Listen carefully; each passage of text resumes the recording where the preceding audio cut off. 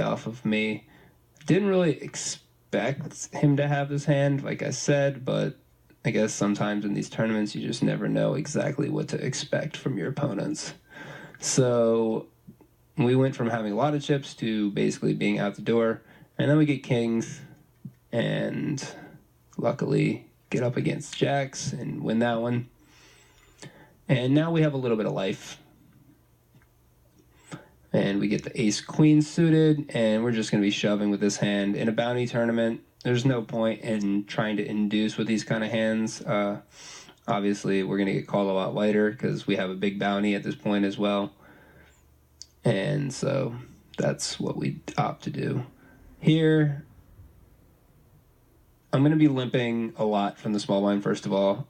I think that limping these suited hands is pretty standard, especially if we think that our opponent is not going to be raising the big blind quite often enough. Then we can easily get away with limping these kind of hands and then taking a shot at the flop and winning a lot of the time there. This is actually a flop that I could consider betting. This time I just opted to check. I thought this was a flop that would probably hit him quite a bit and he could be raising me, and I didn't really want that situation to happen. I wanted to be able to try and realize my equity with the straight draw, even though obviously there's 3 diamonds out there, so we have less likely ways of making a good straight. But we just still do have about 6 outs if we don't think our opponent already has a flush, which is highly unlikely if he checks back the flop. We improve on the turn to a 10, and we're just going to check it all the way down at this point. There's really no point in betting. If he's checking back the flop and the turn, I think that this is going to be the best hand. Maybe he'll have a small flush on the time, but that time he did not. Okay, so we have an all-in here. We're just going to isolate. And luckily, we have aces against 8s and jacks, which is very fortunate for us. And we're back in the game already. So king 9 here, we're obviously going to be defending the big blind, but not a ton that we can do on that flop, so just let him have it. I opened the 10-9 off here, which is a combination I'm not always going to be opening from this position, but I do cover everyone behind me, and I do have a chance to get some more bounties, which is something, again, that I'm just always thinking of in these tournaments. I obviously want to be covering as many people as possible at the table, and I think that this is a perfectly reasonable open from the cutoff, especially if our big blind is overfolding and our button is not 3-betting quite often enough. Likely. So ace-10 off, we're going to be opening, and we got shoved on. Can't call there. Pick up the kangs. And get a juicy flop. Make a small bet here, hoping to get called by a 10 or one of those hands like 8s or 9s, especially with a diamond, because they're just in a ton of really bad shape. I think that a small bet on the flop here accomplishes everything that we want to. We want to keep in all the hands that we have in bad shape, and obviously we don't want to get like a crazy situation, but at the same time we have to look at the stacks that are in the hands, and everybody basically we're calling if they go all in on this flop, so it doesn't really matter that much. But we still want to make it look like we could be making this bet with some hands that we can't call an all in with. So for all those reasons, I like the bet sizing that I chose there, and it worked out like a charm. So this might be the most interesting hand of the entire tournament, and we'll go into some detail talking about it as it goes. We get min raise open from the largest stack by far at the table, and usually when I see a stack this large at this point, I start thinking that and wondering how exactly they managed to get this stack. And sometimes it's a really, really good player and they just played well, or maybe they just got really lucky and got in some good, cooler situations. Like I've actually had a few of those in this spot, in this tournament. But some of the time it's just they're playing way too many hands, they're playing very aggressively, and that's how they pick up that many chips. And, that's perfectly fine. But I'm thinking that it's a good spot for us to try to exploit, and definitely a good spot to try to get a double here and get queens in the small blind, we're obviously going to be 3-betting. I like making a larger 3-bet here, especially against his stack size. Given the fact that he has over 100 big blinds, he's going to be calling quite often, and I wanted to make it a little less of a good decision for him. It's going to be a bad decision regardless, but we want to make him pay a little bit more. And we, again, expect him to be calling quite a bit, and we don't want to necessarily price him in with some hands that we obviously could still realize equity against us. Those suited aces and stuff that maybe he would just call regardless, especially with his stack size. I guess he's just going to call with a ton of hands, and it's really hard to exactly put him on a range of hands. But in this particular spot, I want to talk about what the optimal line is as far as approaching this flop, because obviously there is one overcard to our queens, but let's look at it a little bit differently. So, because we have pocket queens in our hands, one of the most likely hands that he's going to be flatting our 3-bet with pre-flop is a hand like king-queen, but we can take a lot of combinations of king-queen out of his range because we have 2 of them in our hand. So there's only 2 combinations of suited king-queen left, and then I guess still a few combinations of king-queen offsuit, but obviously highly unlikely. There's also the king-jack suited and king-jacks and maybe like king-10 suited that he could potentially call with pre-flop, as well as like, I guess, a king-9 suited, which, you know, that's possible as well. There's 3 combinations of king-9 suited that he could have at this point. And if he's opening, then he's probably going to be flatting with that kind of hand. And then also we lose to 5s and 9s at this point.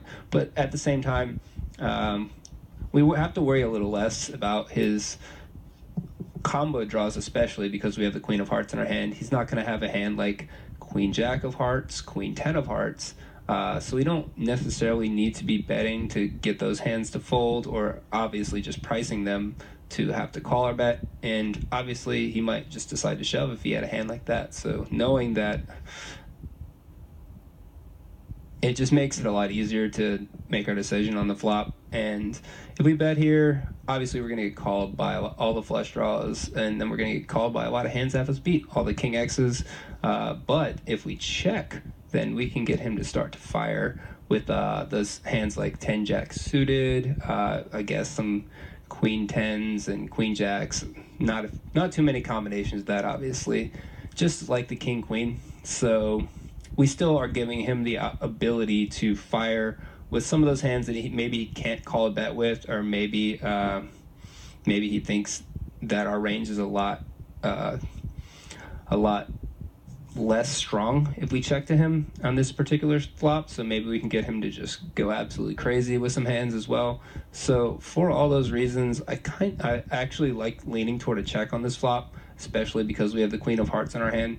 I think that it makes it a much more profitable situation, and especially with somebody that has a lot of chips, they tend to like to bluff in these kind of spots where it seems like we don't have a strong enough range to especially call 3 barrels. So I'm leaning toward checking and calling multiple streets and seeing what happens. So we check to him on the flop, and he checks behind. I'm thinking that he'll check behind with probably some of his weaker king X, and I don't think he's going to ever check behind a set. So it's highly unlikely that he has a hand like 5s or 9s at this point. I think he's going to be betting those hands quite often. But on the turn here, I'm thinking that we can still check again.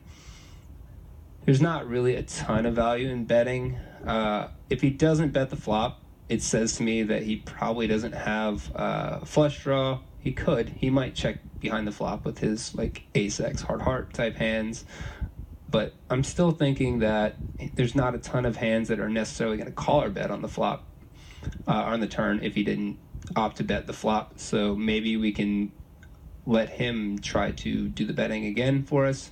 And we're definitely not folding to 1-bet here. So I like the idea of definitely checking, and then I think checking the turn is good, especially against an aggressive opponent, which we would expect somebody that has this many chips again would be pretty aggressive. And I don't want to like say that that's necessarily always going to be the case, but it generally is, especially in these mid-stakes tournaments, is if somebody has a really big stack and we don't recognize their name, they're probably going to be playing very aggressively.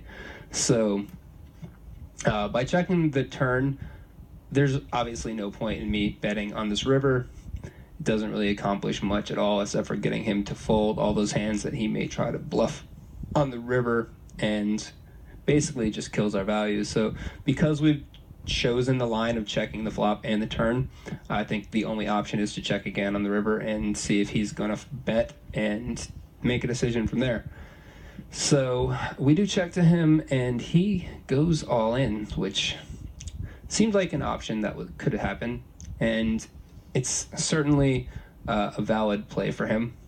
But now we really have to start to think about which combinations make the most sense for him to have, and whether or not we have enough equity to be making this call. So we need 35% to make the call. Let's pull up Pro Poker Tools and have a look and see based on which range makes the most sense for him. So we have ourselves locked in as queens. If we give him the range of, say, if he... This is a pretty, I wouldn't say necessarily 100% that he's going to have these hands, to be quite honest. Like, we're including 5s and 9s, saying that he checked back the flop with 5s and 9s, and also aces, which maybe he would. Maybe he'll be tricky with those kind of hands. Then also the king 9s, king 10 suited, king jack, king queen. These are all the value hands that I think make the most sense for him to have. So we weight that at 90%, which honestly I think we can probably weight a little less, because the fact that he checked back the flop will go down to 85% actually. Then we have a lot of those hands that are less likely for him to have, but he could certainly be deciding to bluff with, which are like the queen jack suited and queen 10 suited, which have the straight draw to go along with it. But again, not a lot of combinations of those because we do have two queens in our hand. And also we can put in the combinations of just Broadway draws that he could have, or straight draws with the 6-7 and the 7-8. All those suited variety, the 6-7s and 7-8s. But then I also have the random... I think that because we chose the line that we chose, he can take his line with a lot more random hands that may feel like they don't have a lot of equity, may put us on like kind of the hand that we have, or maybe like a hand like jacks or 10s or something in that range that can't really call river shove. And I think it makes his range a lot wider as far as the hands that he would attempt to make this play with that he did. So yeah, we're going to include some really random hands in here as well and weight them very low. So we did throw in like an ace 10 and ace jack and hands that make sense for him to flat a 3-bet, but obviously not enough showdown value to just check back the river. And then what else do we have? We have these are all the value hands, and these are all his potential flush draws and combo draws that he could have. The problem is there's not a ton of flush draw combinations when we look at the hand, given that we have the queen of hearts in our hand and the 9 of hearts and the king of hearts are on the board. It takes away a lot of the potential flush draws he could have. But these are some possibles. He could have ace 4, ace 5, ace 10, ace jack of hearts, and then a few of these combo draws with 5, 6, 6, 7, 6, 8, 7, 8, and jack 10. So those are all the missed flush draws that he could potentially have. And then when we throw in some of those random hands, just because of us taking a weak line and giving him the ability to try to bluff us on the river, we're coming up with basically, this is his value range, and this is basically his entire bluff range of these flush draws, random queen 10, queen jack suited, 6, 7, 7, 8, and jack 10, which would be straight or double gutter draws on the turn. And then obviously we did throw in some random hands that maybe we could throw even more combinations of random hands, honestly, if he's a very aggressive opponent, which this is also a place that I like to go. Oh, first off, I guess we can just say that this is what we expect him to show up with. And if we run the math here, and this is obviously saying that he's going to bluff with a lot more hands than maybe some opponents are capable of doing, but again, given the fact that he's got a large stack, I don't think that it's out of the question that he would bluff with a pretty wide range. And given that being his range, we actually do have 42%, and we need 35% to call the river with his over shove, over to pot size shove on the river. So based on that, it seems like we're getting the right odds to call. We could even take some of those combinations out and still be getting very close to the right odds to call. So I think that based on what we've seen so far, this seems like it is a call. Some people are just like, oh, there's the overcard on the board, and he's just going to have that king every time. But when we do some actual looking deeper into the hand, it doesn't make a